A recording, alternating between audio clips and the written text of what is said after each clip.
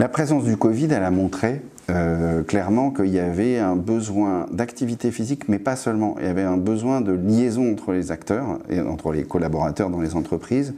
Et elle a rendu plus évidente l'intérêt de l'activité physique pour ça aussi. Et d'ailleurs, toutes les solutions digitales mais connectées qui ont permis de gamifier un peu les activités entre les différents acteurs, on a vu qu'elles avaient énormément de succès. Donc nous, on a contribué à ça. À notre échelle, il ne faut pas non plus surévaluer notre capacité, mais on a fait un vrai boulot de sensibilisation, d'animation des réseaux sociaux. On a d'ailleurs vu l'augmentation assez sidérante de la fréquentation de nos réseaux sociaux pendant la période sur cette initiative qui n'était pas encore une fois prise nécessairement par nous, mais par tous les acteurs qui étaient en disant vous avez une offre de pratique qui est importante et gardez-la. Alors, c'est particulièrement vrai pour les gens qui n'avaient aucune activité, c'est aussi vrai pour ceux qui, chez nous, avaient des activités régulières. On a été comme d'autres fédérations, on a quelques compétitions régulières qui ont sauté et à qui on a pu proposer un certain nombre d'actions et tenir très informés de ce qu'ils pouvaient faire avec l'évolution de la réglementation, commencer à sortir, commencer à courir, commencer à s'approcher, à se passer un ballon, etc., etc. Les sujets qu'on a essayé de pousser en avant, c'est maintenir une activité physique, voire développer une activité physique, et on ne s'est pas trop trompé puisqu'il y a une vraie demande d'activité, en transformant, alors localement, quand on était sur des zones d'activité où on avait des coachs, etc., on a tout de suite mis en place des cours en visio par ces coachs-là pour maintenir cette activité. Pour ce qui concerne le reste, on a créé quelques produits, en particulier, je crois qu'on est un peu les seuls, on a créé un outil pour les vrais sédentaires d'activité, 2 fois 5 minutes par jour avec des cours de 8 semaines en audio. Donc en fait, c'était un podcast qu'on téléchargeait, donc très facile, les gens n'avaient pas besoin d'avoir un ordinateur, etc., qui a plutôt pas mal marché. Il y a eu plus d'un millier de fréquentations. Et ensuite, on a poussé tous les partenaires qu'on avait et qui ont eux-mêmes développé les activités en visio. Donc on s'est positionné sur ce sujet-là. On a essayé de déployer un autre outil qui est un peu moins physique, qui est le e-sport.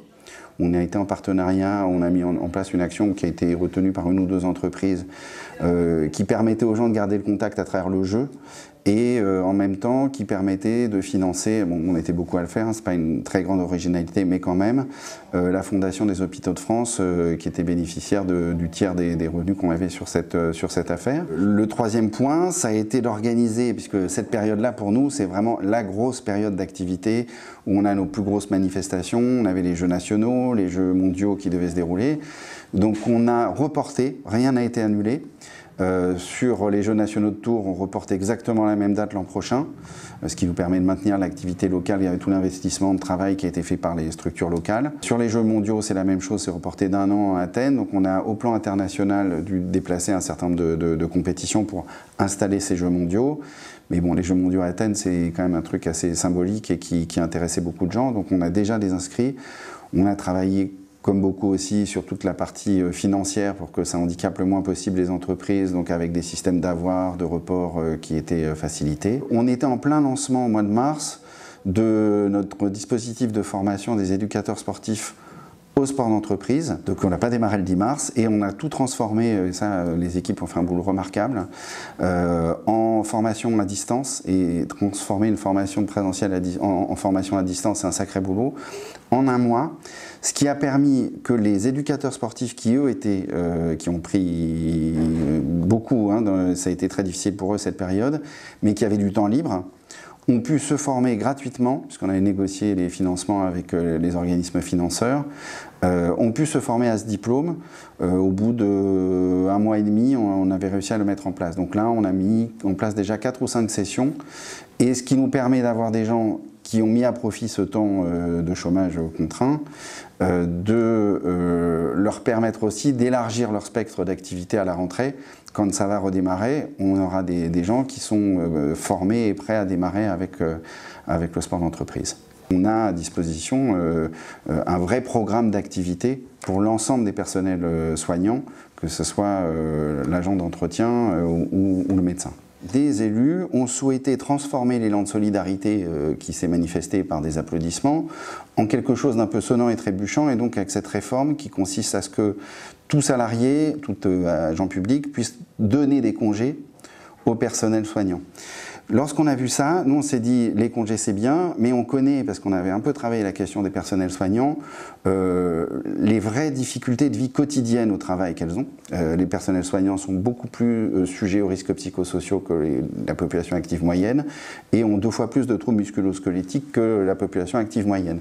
Donc on s'est dit, est-ce qu'on ne peut pas offrir non seulement ces congés, mais une amélioration de la vie quotidienne des soignants en faisant en sorte que ces congés qui étaient donnés puissent être transformés en offres de pratiques physiques qui sont corrélés à ces 2 éléments, troubles musculo-squelettiques et risques psychosociaux.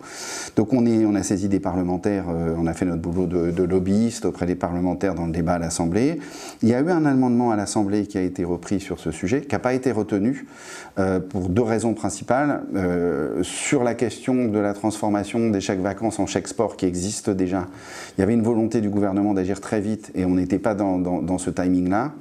Et sur la création d'un fonds financier alimenté par ce que représentent financièrement les congés en fonds QVT des personnels soignants, avec un programme qui pouvait s'enclencher derrière qu'on a constitué.